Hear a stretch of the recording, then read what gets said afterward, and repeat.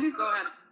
I just want to say that when you say we have 1.6 in revolving funds, there's about 8 different funds. They're not multi-purpose funds.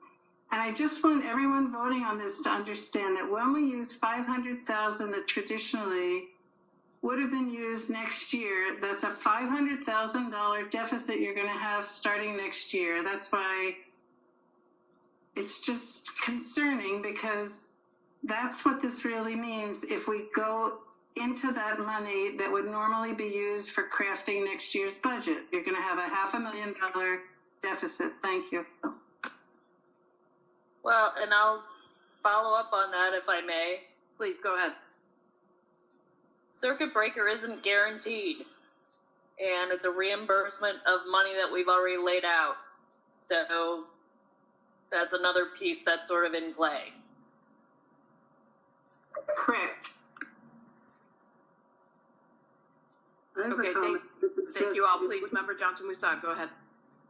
I guess it's just, if we think we can survive this year without doing stuff like this, like, I don't really understand what people are thinking. Like, this is an extraordinary year. I just don't think we can expect budgets to proceed as normal. It's going to be weird, and we're going to dig into next year for sure. We're going to be crossing our fingers for federal aid and, you know, all kinds of things. It's an extraordinary time. That's my only comment. Len, I don't think you're wrong, and all of this makes me nervous, and I know why Susan is getting concerned or is concerned, and if I were Jordana, I would be wringing my hands, and I'm wringing my hands at the same time. I don't know what the answer is, and I don't know that Andy knows what the answer is. I don't know that anyone knows what the answer is. It's just food for thought, perhaps. I don't know. Perhaps I'm understating, but all of these points are accurate. It's crazy. We don't have enough money. We're not going to have enough money next year. However, how do we do anything now if we're not going to have any money anyway? It's remarkable and terrifying. Yeah, it's like they've given us like a series of unsolvable Rubik's Cubes, and it's like, good luck, you know, so. Exactly. Yeah. Superintendent Harper, did you want to comment? I saw you went off mute. I'm thinking, I'm pondering my comments. I think I don't have anything to say at this time, except that in a way, this is not a new let me turn on my, in a way, this is not a new problem. We've been using more in reserves than we've been spending for many years.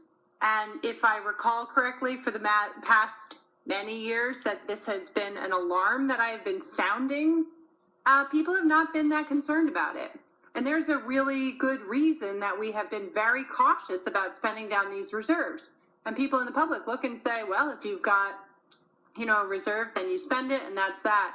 And the truth is that education costs, as we've gone through excruciating detail tonight, are all moving parts. They're all people. And it's I don't want to say it's a betting situation, but if you think about the stock market, it's less about fixed costs and inputs and outputs, and a lot about human behavior and what people do. And those are hard to predict. And so, you know, one thing that we should be doing is getting our plan clearly locked in place and spending our time communicating it to the public so that everybody feels confident and assured about what we're doing, and making sure that everybody who's listening tonight knows that the school committee has just voted a plan that they have enough staff to put in place. That would be really nice. That would make my life a lot easier. Every principal is sitting at home tonight going, I hope to God they fund the positions that I need to open my building. We don't have enough people in our buildings to open them under any of the 3 models that we have spent months building. So, you know, the problem here is that every investment is challenging in a time of economic scarcity. But if you're going to have children in remote learning, you need teachers teaching them. And if you want feedback 3 times a week from a teacher, that person has to be hired pretty darn soon. And a lot of our good people, we're really lucky that some people are still with us because they care an awful lot about Greenfield, but it's not because they didn't have opportunities over the summer. And some people have gone elsewhere for higher pay or just because there was an offer that came sooner. So while I fully appreciate, and I don't in any way minimize the importance of careful review of the spending, I'm simply going to say that if we don't have our building staff to start the year, we are certainly never going to get to the remote plus. And we will have a hard time launching even the remote learning. So I do just want to say, I would ask the committee that if you're going to endorse a model tonight, please give us the tools to do our jobs. And we are, we are responsible to the community, but we do need the tools necessary to deliver on that. Thank you. Thank you, Superintendent Harper. Any further questions, comments from the school committee or Andy or the superintendent? I have one more Member comment. Hollins, go ahead. If I can have another comment. Go ahead, please. I've heard a couple people at the state level say that the real problem for public schools is going to be next year. And I absolutely agree that we need to have the staff. Of course, I agreed with that. It's just that if we deplete money that we would normally use to build next year's budget, we're going to get to next year, and then we're going to really be cutting. So there are some ways I think we need to renegotiate with the city. And I've been looking at the Chapter 70, and in our Chapter 70, we receive about $1,000 a child for staff benefits. And I think we need to take that data and tell the city that's the fair amount they should be keeping from Chapter 70. It's designated for that, and to keep more than that is stripping our kids of money that's coming in for their education. So, Member Hollins, I'm going to stop you right there because that's really beyond the scope of the discussion right now. You're right, and so are all the comments, political comments on the last motion. So I accept that and I'll be quiet, but we're breaking our budget, non-sustainable budget for next year. And I'm going to remind you and everyone who's listening at home, this is a pandemic. This is a crisis across all levels economically, whether you're talking about schools or you're talking about restaurants or you're talking about people that make widgets. We don't have the luxury of planning for next year right now. We have to get something done so that we have school this year for the students that we need to educate. That is our responsibility right now. Any further questions or comments from the school committee? Let's move to a vote. Member Johnson-Musad, would you do a roll call vote, please? Yes, Member Karen. Yes. Member Hollins. Oh, I Member abstain. Extra, sorry. Did you say you abstain? Okay. Yes. That's as an abstention from Member Hollins. Okay, Member Ekstrom. Yes. Secretary Johnson-Musad, I'm a yes. Chair Prayeti. Yes. Member Wall. Yes. Mayor Wiedegardner. I don't think she's with us. Carries with 5 yeses and 1 abstention. Thank you very much. Okay. That is the end of the new business agenda items. We move into section 5 of the agenda, which is executive session. And we do need to go into executive session.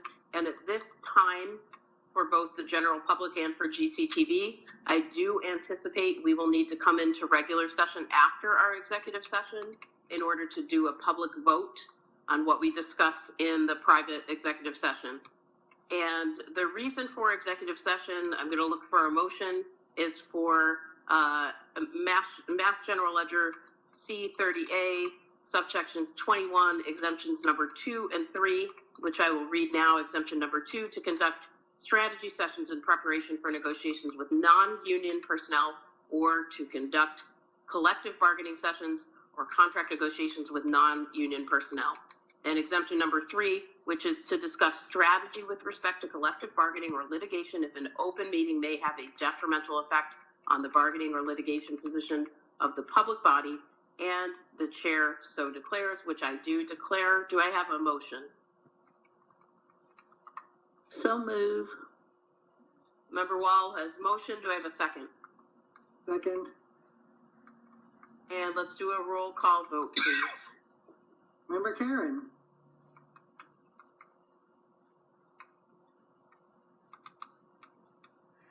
Member Karen? Vote on the executive session. Yes. Member Ekstrom. Aye. Member Hollins.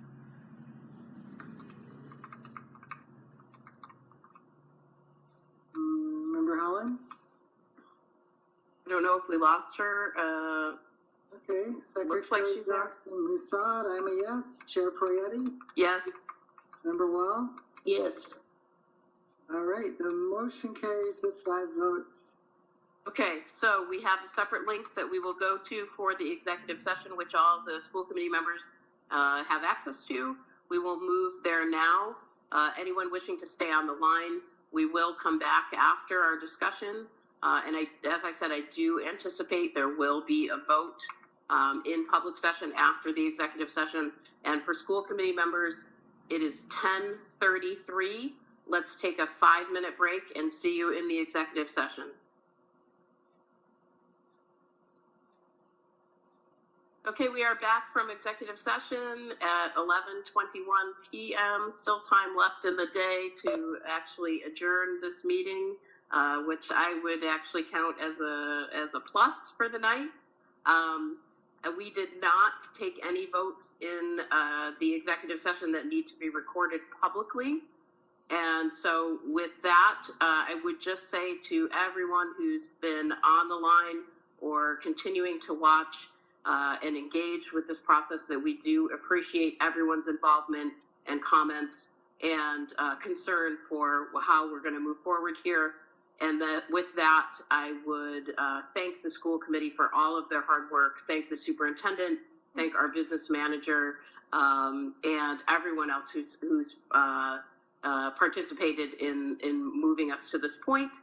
And then I would ask for a motion to adjourn. I would move it if I could. So moved. Second. So motion from member Ekstrom with a second from member Johnson Musad, and a roll call vote, please. Member Karen. Yes. Member Ekstrom. Member Hollins. He's here. Secretary Johnson Musad, I'm a yes. Chair Poyetti. Yes. Member Wall. Yes. Hollins, yes. Okay. We have enough votes to adjourn the meeting. Awesome. Meeting adjourned at 11:23 p.m. Thank you, everyone. Have a great rest of your night.